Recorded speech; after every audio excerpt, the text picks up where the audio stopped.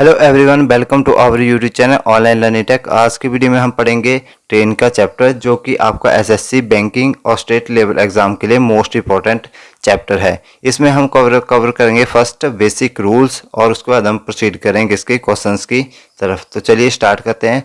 तो सबसे पहले हमारे पास ट्रेन में जो बेसिक रूल है वो ये है कि ट्रेन का बेसिक रूल है कि डिस्टेंस क्या होता है हमारे पास, स्पीड इनटू टाइम।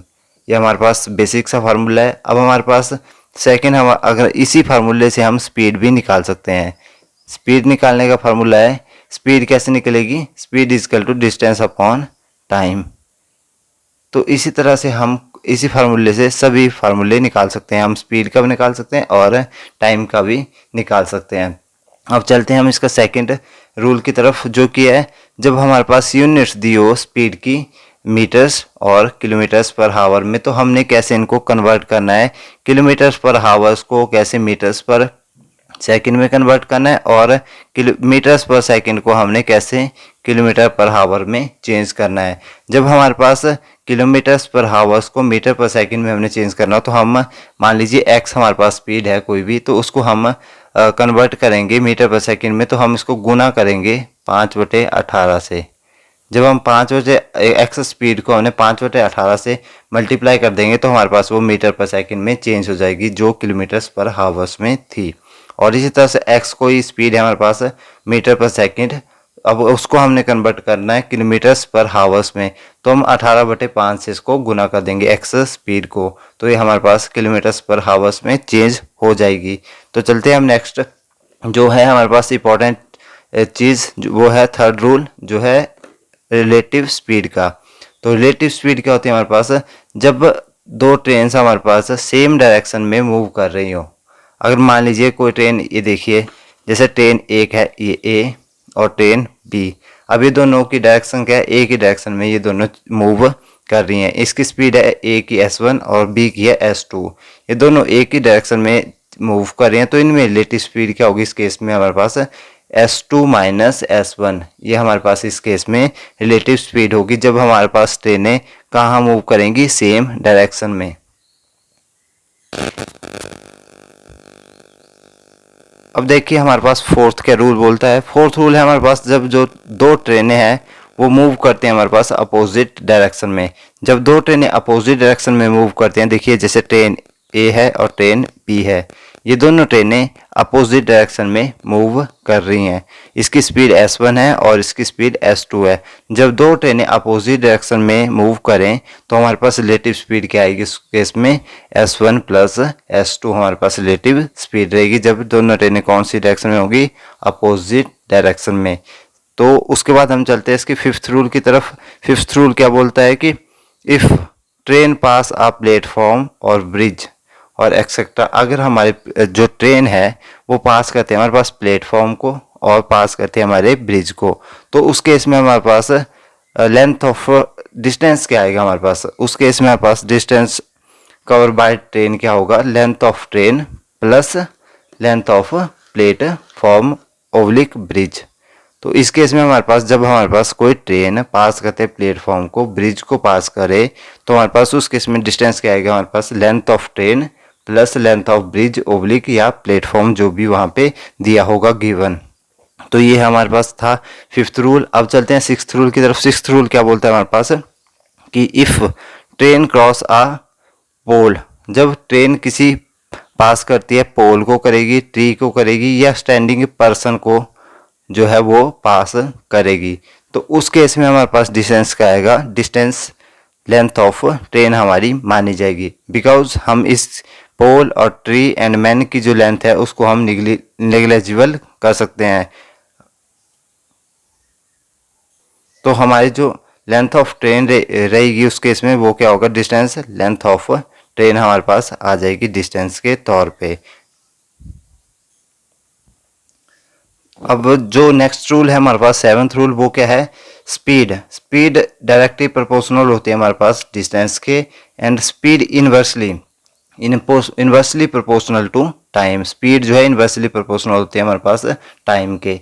और इसी तरह से देखिए रूल नंबर 8 क्या बोलता है हमारे पास कि जब जो दो ट्रेन हैं उनके जो लेंथ है वो इक्वल हो और उनकी स्पीड जो है डिफरेंट हो, तो उस केस में हमारे पास टाइम क्या होगा, टाइम हमारे पास होगा 2 into T1 plus T2 upon T1 plus minus T1, T2 plus minus T1। ये T2 प्लस और माइनस का जो सिंबल्स हैं यहाँ पे बीच में लगाए हुए, वो इसलिए लगाए हुए हैं अगर मान लीजिए जो दो ट्रेन्स है ये इक्वल लेंथ की हैं, अगर मान लीजिए ए अपोजिट डायरेक्शन में जाती है तो हमारे पास अपोजिट डायरेक्शन वाले केस में हमारे पास स्पीड क्या होती है, प्लस होती है, और जब सेम डायरेक्शन में जाती है तो हमारे पास स्पीड क्या होती है, माइनस होती है। तो इसीलिए हमें यहाँ जब हमारे पास अपोजिट डायरेक्शन में होगी तो हम यहाँ पे प्लस लगाएंगे, अगर हमारे पास सेम डायरेक्शन में होगी तो हम यहाँ पे माइनस का सिंबल्स लेंगे। तो इस तरह से हम टाइम्स निकाल सकते हैं जब दोनों ट्रेनें एक ही इक्वल डिस्टेंस कवर करें और उनकी स्पीड अलग अलग हो और टाइम उनका अलग अलग हो, तो हमारे पास ये वाला जो है फार्मूला लग जाता है। क्वेश्चंस के बारे में, तो फर्स्ट क्वेश्चन हमारे पास, a train cross a pole of 120 metres length, what is the length of train. तो इसमें सिर्फ सिंपल सा जो हमारे पास लॉजिक लगना था वो ये था कि देखिए जब ट्रेन किसी पोल को क्रॉस करती है, मैन को क्रॉस करती है या किसी ट्री को क्रॉस करती है, तो उस केस में हमारे पास लेंथ ऑफ क्या आती है, सिर्फ ओनली ट्रेन की आती है। डिस्टेंस क्या होता है हमारे पास उस टाइम में, लेंथ ऑफ ट्रेन ओनली।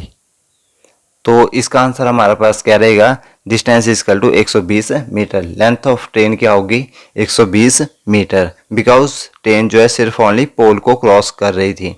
अब हमारे पास सेकंड क्वेश्चन है, वो क्या था, the two trains moving in same direction with speed of 45 kilometre per hours and second speed is 39 kilometre per hours, then find the relative speed. हमने क्या find करना था, रिलेटिव स्पीड। तो हमारे पास हमें पता है जब दो ट्रेनें जो है अपोजिट डायरेक्शन सेम डायरेक्शन में जाती हैं, यहाँ पे सेम डायरेक्शन का केस दिया होता तो सेम डायरेक्शन में जाती हैं, तो हमने स्पीड क्या ले ली, T1 और दूसरी स्पीड ले ली T2।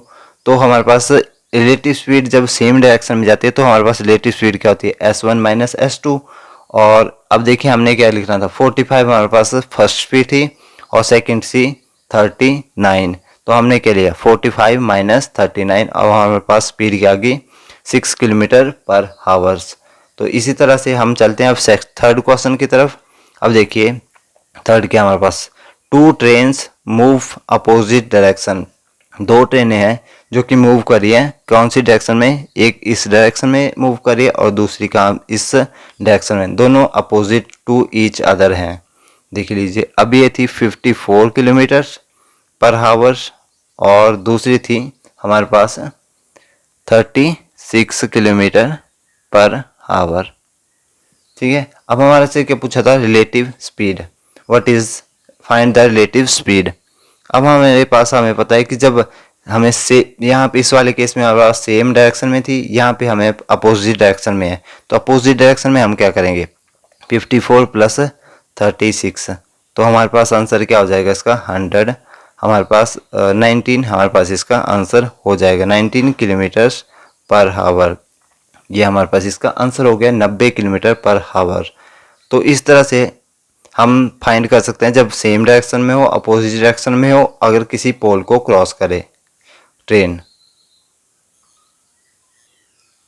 तो अब देखिए हमारे पास जो फोर्थ क्वेश्चन है वो क्या है, a 150 metre long train pass a platform of length 100 metre, then find the distance covered by the train in passing the platform. हमारे पास सिर्फ सिंपल सा क्वेश्चन था, जब हमारे पास कोई ट्रेन किसी प्लेटफॉर्म ओब्लिक ब्रिज को क्रॉस करते हैं तो उस केस में हमारे पास रिलेटिव स्पीड क्या बताई थी हमने, उस केस में हमारे पास डिस्टेंस क्या आता था, length of train plus length of जो भी ब्रिज दिया हो आपके पास या आपके पास प्लेटफॉर्म दिया हो, तो उस केस में हमारे पास ये आता है डिस्टेंस। तो इस केस में भी हम यही फार्मूला पुट करेंगे। तो देखिए अब हमारे पास क्या पूछा था यहाँ पे, find the distance covered by train in passing the platform, जो ट्रेन किसको क्रॉस कर रही थी इस केस में प्लेटफॉर्म को। तो हमारे पास लेंथ ऑफ ट्रेन कितनी आ गई यहाँ पे, जो कि 150 मीटर थी, 150 मीटर, और लेंथ ऑफ प्लेटफॉर्म कितनी दी हुई थी हमारे पास 100 मीटर।